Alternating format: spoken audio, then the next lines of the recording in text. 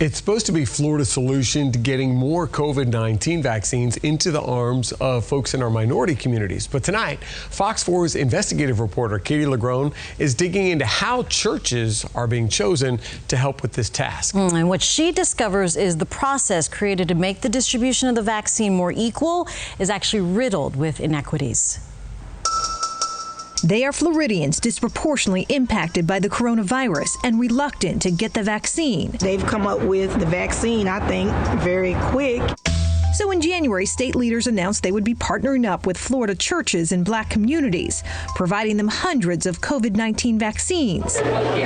Call it the state shot at closing the gap of vaccine inequality. Thank you. But much like the state's overall vaccine distribution plan, we discovered its minority church program is not based on data, but instead a wing, a prayer, and a whole lot of connections. It would be disingenuous to say that politics and who's who is not a part of it. Pastor Clarence Williams leads a church on the south side of St. Pete, a minority community hard hit by the virus.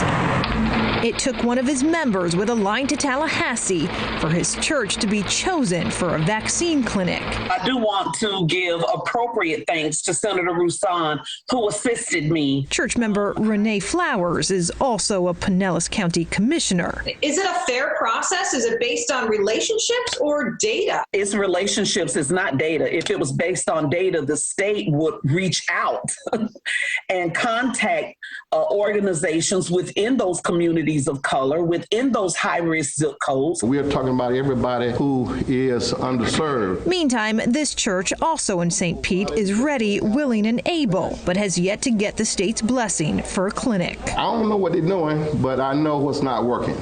On the East Coast, Florida Representative Omari Hardy had to call a buddy who happens to also lead the state's Division of Emergency Management. I asked him personally to open up a vaccine site in our community. 10 days later, this church in the heart of West Palm Beach's African-American community got vaccines to host a clinic. That's not the way it should work. There should be a data-driven process that determines which sites are selected. The state even admits its church selection process is based not on data it collects, but on the word of people.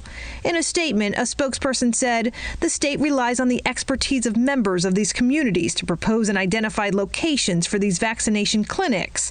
The problem? So how is the state choosing churches to work with? I don't have a clue. The state is only listening to some of them. You don't even know? No, ma'am.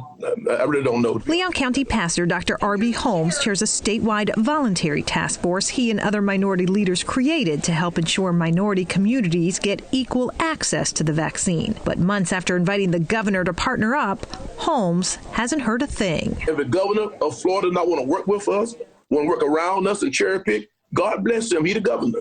To date, the state has partnered up with more than 50 churches across 18 counties. Nearly 35,000 people have gotten their first dose at one of these clinics. But statewide, minorities still account for just 6% of all vaccinations administered. Without a doubt, it boils down to relationship. Churches in Miami-Dade and Broward counties have hosted the most state-run church clinics.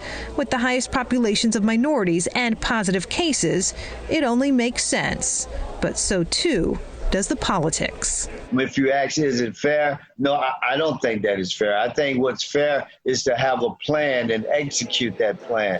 A state spokesperson tells me they are working with locals each week to identify new churches. Meantime, Pastor Holmes and his task force have identified 100 churches with both the community need and space to do these clinics, but they have yet to get the state's blessing to move forward. Katie